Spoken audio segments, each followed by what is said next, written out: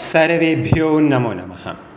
हम पढ़ रहे हैं 10वीं कक्षा की शेमुषी पाठ्यपुस्तक का 6ठः पाठः सुभाषितानि। प्रथमः श्लोकः अस्य पाठस्य। आलस्यं हि मनुष्याणां शरीरस्थो महान् रिपुः नास्त्युद्यमसमो बन्धुः कृत्वा यं नावसीदति। आलस्य ही मनुष्याणां मनुष्यों का शरीरस्थः अर्थात शरीर में स्थित, शरीर में रहने वाला। आलस्य ही मनुष्यों का शरीर में रहने वाला महान रिपुः, महान सबसे बड़ा, रिपुः शत्रु है।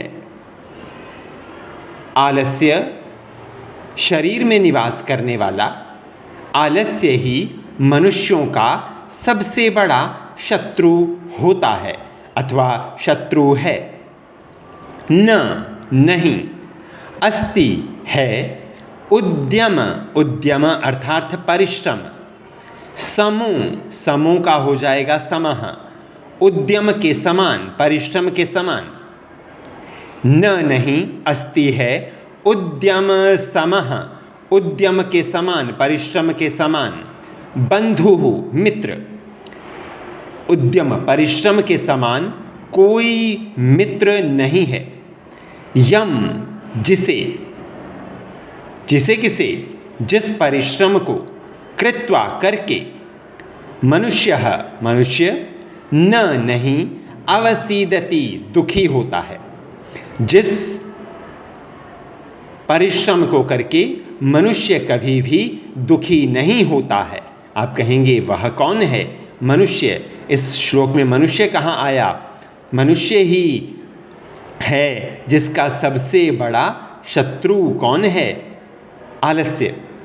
और मनुष्य ही परिश्रम करे तो मनुष्य का परिश्रम के समान कोई बंधु नहीं है, जिस परिश्रम को करके वह मनुष्य कभी भी दुखी नहीं होता, दुख नहीं पाता। आइए द्वितीय श्लोक अब हम करेंगे। द्वितीयः श्लोकः अस्ति अस्य पाठस्य।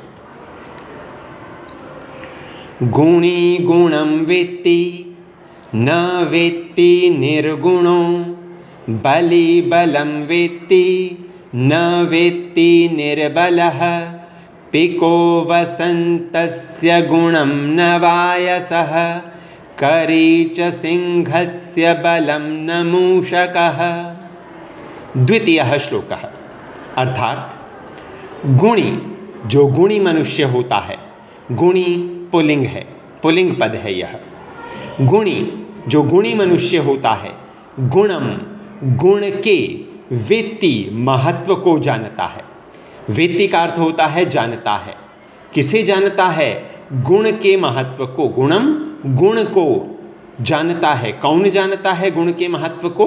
गुणी, जो गुणी मनुष्य होता है वह गुण के महत्व को जानता है। नहीं वेत्ति जानता है, निर्गुणः, जो निर्गुणी, जो गुणों से रहित मनुष्य है वह गुणों के महत्व को नहीं जानता। बली, जो बलवान मनुष्य है, यह भी पुल्लिंग है। बली, जो बलवान मनुष्य है। बलम वेत्ति, वह बल के महत्व को जानता है। न वेत्ति, नहीं जानता। निर्बलः, जो निर्बल है, जो बल से रहित मनुष्य है वह बल के महत्व को नहीं जानता। पिको, पिकः, संधि विच्छेद करेंगे तो पिकः अर्थात नर कोयल। पिकः है नर कोयल और पिका हो जाएगा मादा कोयल, परंतु यहाँ पिकः है अतः नर कोयल। वसंतस्य, वसंत ऋतु के। गुणम, गुण को। वेत्ति ऊपर की पंक्ति से ले लेंगे तो कोयल वसंत के गुण को, उसके महत्व को वेत्ति जानता है। नहीं जानता।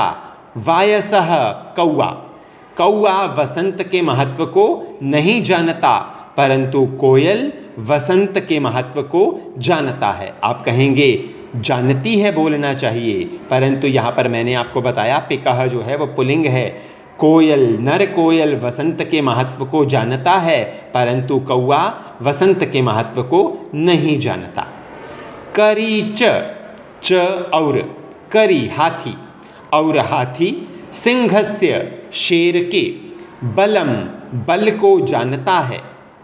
बलम वेत्ति बल को जानता है, हाथी शेर के बल को जानता है। न मूषकः चूहा नहीं जानता, चूहा कभी भी शेर के बल को नहीं पहचान पाता। कहने का तात्पर्य ये है कि जो गुण हमने अपने अंदर संजोए हैं उनके महत्व को हम ही जानते हैं। जो बलवान है वही बल के महत्व को जानता है, जो गुणी है वही गुणों के महत्व को जानता है। अतः गुणवान होना बहुत अधिक लाभकारी होता है, बलवान होना अत्यधिक लाभकारी होता है। हमें इनके लिए प्रयास करना चाहिए।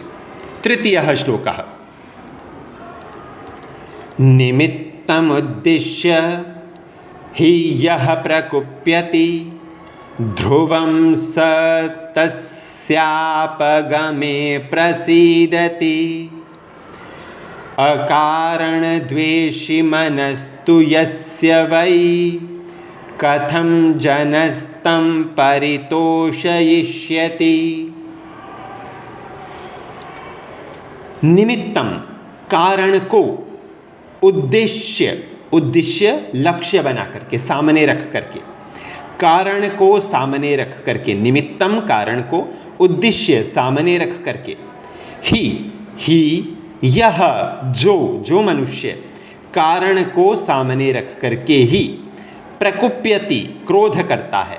जो मनुष्य कारण को उद्देश्य बना करके किसी कारण से ही प्रकोप करता है, क्रोधित होता है। ध्रुवम निश्चय ही, सह वह मनुष्य, तस्य उस कारण के, अपगमे समाप्त हो जाने पर, प्रसीदति प्रसन्न हो जाता है। कारण को सामने रख करके ही जो मनुष्य क्रोध करता है। ध्रुवम निश्चित रूप से, निश्चय ही, सह वह मनुष्य, तस्य अपगमे उस कारण के समाप्त हो जाने पर, प्रसीदति प्रसन्न हो जाता है। अकारण द्वेषी मनः तु यस्य, यस्य जिसका, मनः मन, तो जिसका मन तो, अकारण बिना किसी कारण के, द्वेषी द्वेष से युक्त है, दुर्भावना से युक्त है, बुरी भावना से युक्त है। जो मनुष्य जिसका मन तो बिना कारण के दुर्भावना से युक्त है। कथम कैसे, जनः तम उस मनुष्य को, तम उस मनुष्य को, जनः कोई भी व्यक्ति, परितोषयिष्यति संतुष्ट करेगा, प्रसन्न करेगा। कैसे मनुष्य उस मनुष्य को संतुष्ट करेगा, प्रसन्न करेगा जिसका मन बिना किसी कारण के ही द्वेष से, दुर्भावना से युक्त है। कहने का तात्पर्य ये है कि वह मनुष्य तो बहुत अधिक खतरनाक होता है, बहुत अधिक कष्टकारी होता है जो बिना किसी कारण के क्रोध करता है। अतः हमें ऐसे लोगों की संगत से बचना चाहिए, ऐसे लोगों का साथ नहीं रखना चाहिए। अग्रिम श्लोक, चतुर्थः श्लोकः।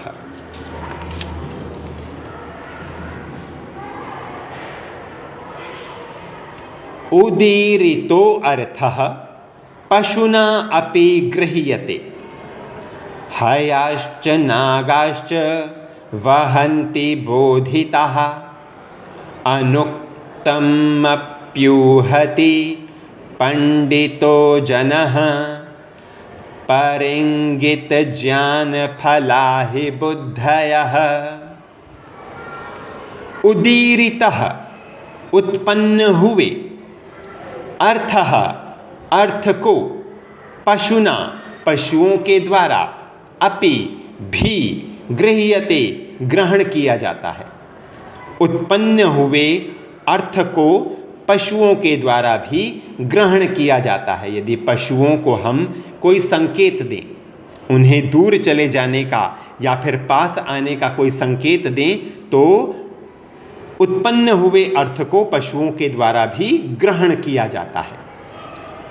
हयाश्च, हयाः च, हयाः होता है घोड़े,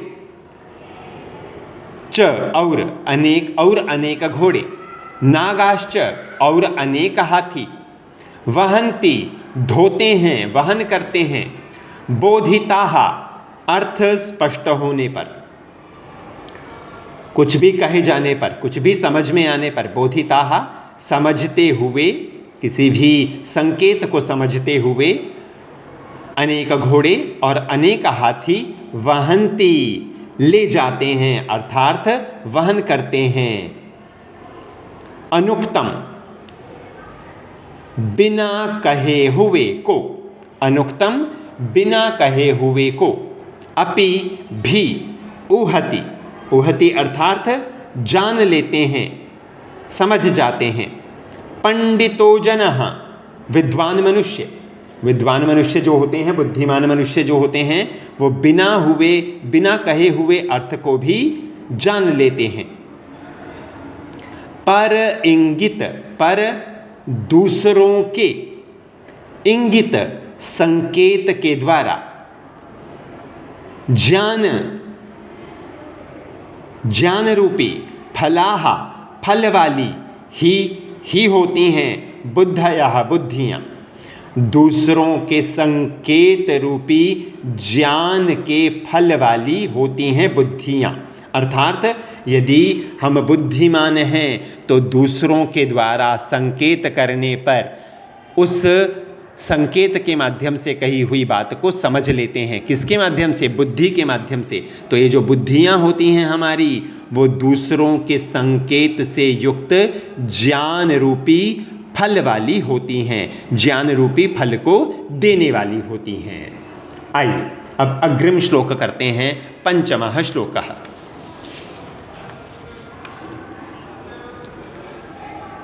क्रोधो हि शत्रुः प्रथमो नराणां देहस्थितो देहविनाशनाय यथा स्थितः काष्ठगतो हि वह्निः स एव वह्निर्दहते शरीरम।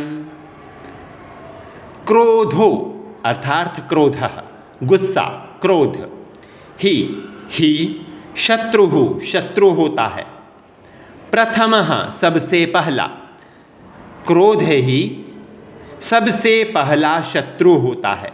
किसका? नराणाम, मनुष्यों का। मनुष्यों का सबसे पहला शत्रु कौन होता है? क्रोध। देह स्थितः, शरीर में स्थित, शरीर में ही स्थित जो यह क्रोध है वह मनुष्यों का सबसे पहला शत्रु होता है।